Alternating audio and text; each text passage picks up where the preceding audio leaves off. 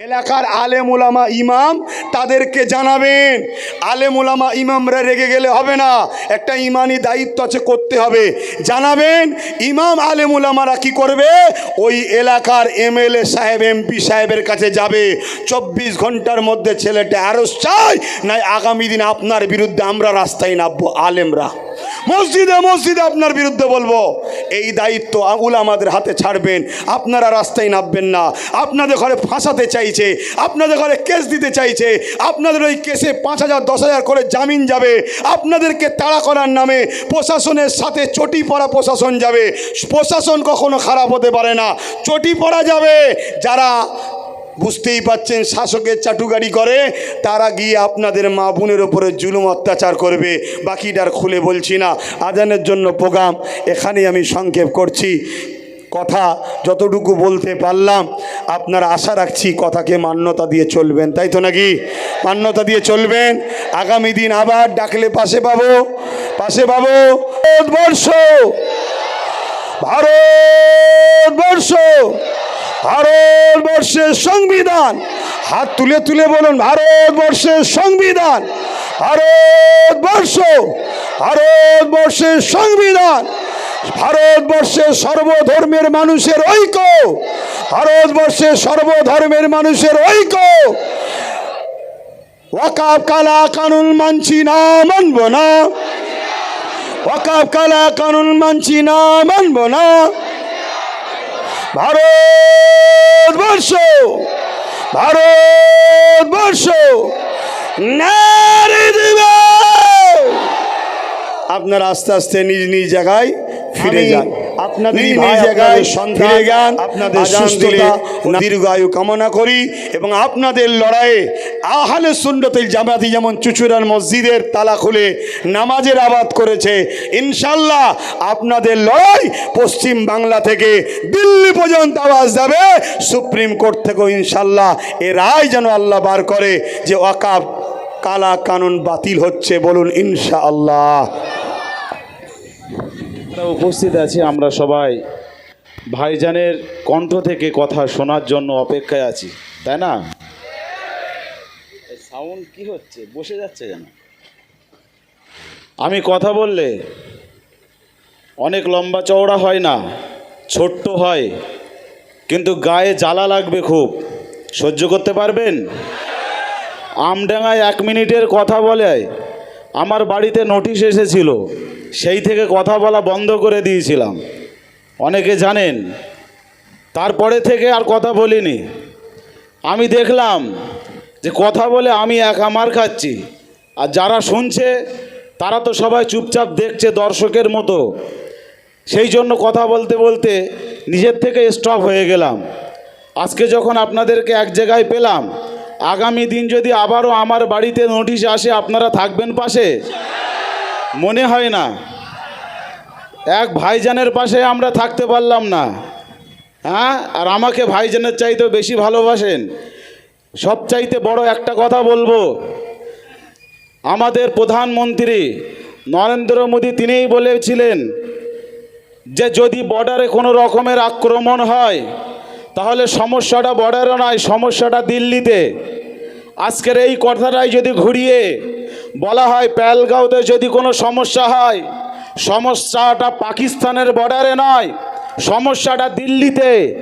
যতজন এখনো পর্যন্ত পাকিস্তানি চর ধরা পড়েছে তাদের মধ্যে 100-র ভেতর 99টা আরএসএস দালাল এবং সংগঠন। আরএসএসটাই তারা করে, এই বিজেপি সংগঠনটাই তারা করে। কথা বুঝে আসছে না? আওয়াজ কোথায়? কথা ভুল বলছি? আজকের যখন বারাসাতের বুকে মুসলমানদের উপরে চড়াও হয়, কোনো একটা কারণে অকারণে প্রশাসন সেখানে দাঁড়িয়ে আছে, প্রশাসন থাকার পরেও যখন আমার আপনার ভাই মার খায়, আমি আপনি মুসলমান হয়েও সেখানে 50 জন দাঁড়িয়ে দর্শকের ভূমিকা পালন করি। এই কথা ঠিক না ভুল? তাহলে আজকের দিনে আমি আপনাদেরকে একটা কথা স্মরণ করিয়ে দেই। বেশ কয়েক বছর আগে এই খিলকাপুরের জমিনে কিছু দৃষ্টিতে এসে আহলে সুন্নাতুল জামাতের যে অফিসটা আছে অফিসের উপরে আক্রমণ করেছিল। তারা হিন্দু না মুসলিম? জোরে বলেন। আজকের দিনে দাঁড়িয়ে যখন মুসলমানরা মার খাচ্ছে, তোমাদের সেই সমস্ত হাতিয়ার কোথায় গেল? আমরা তো জানি। আজ আমি জেনে শুনে এই কথা বলছি। এই কথাটা বলার জন্য হয়তো আমারও ফোন আসতে পারে এখনই, তবে কথা বলার সময় নেই আজকের। কথা একদিন হবে। আল্লাহ দেখছেন কি দেখছেন না? রাহাত ইন্দোরির একটা কথা আমার মনে পড়ে যায়, ऊंची ऊंची दरबारों से क्या लेना, ऊंचे ऊंचे दरबारों से क्या लेना, लंगे भूखे बेचारों से क्या लेना, मेरा खालिक मेरा मालिक अफजाल है, आती जाती सरकारों से क्या लेना। তাই আমি বক্তব্য দীর্ঘায়িত করলাম না। ভাইজান কথা বলবেন, আমার ভাইজানকে পাশে বসিয়ে কথা বলাটা আমার উচিত হচ্ছে না। সবাই ভালো থাকবেন। ভারতবর্ষ জিন্দাবাদ। আর একটা কথা বলে দেই, এই ভারতবর্ষের বুকে যত সম্পত্তি আছে, সবচাইতে বেশি সম্পত্তি সরকারের আন্ডারে আছে নাকি? ভারতীয় আমাদের প্রতিরক্ষার জন্য যত সম্পত্তি আছে, তৃতীয় নম্বর সম্পত্তির জায়গায় দাঁড়িয়ে আছে ওয়াকাফ সম্পত্তি। আজকে কেন তোমার চোখ লাগছে তুমি বুঝতে পারো না?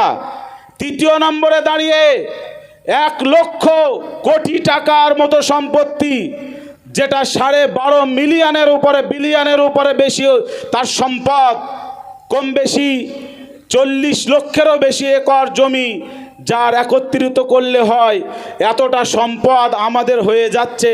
কষ্ট তো তাদের হবেই।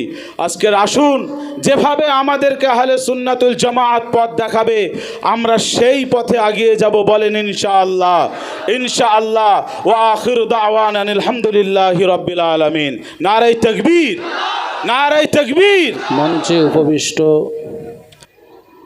আলেম ওলামা, ইমাম সাহেব, হজরতগণ, হ্যালো হ্যালো,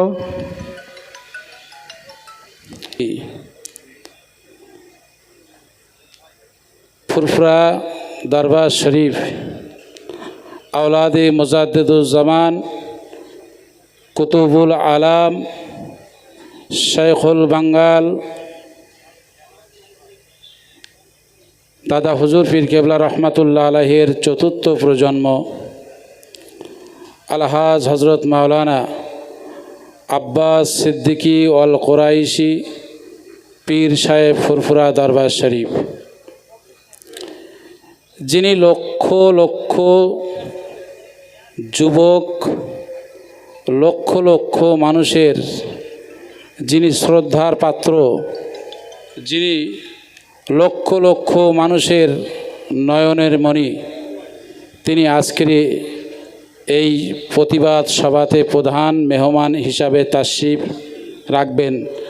মাশাআল্লাহ, তিনি আমাদের মাঝে এসে গেছেন। আমি সংক্ষেপে 2টি কথা বলি। সর্বপ্রথম বলি, কাশ্মীরের পেহেলগাঁও যে আতঙ্কবাদীদের হামলা, পেহেলগাঁও আতঙ্কবাদীদের হামলা, এই হামলায় যারা নৃশংসভাবে মৃত্যুবরণ করেছে তাদের প্রতি বিনম্র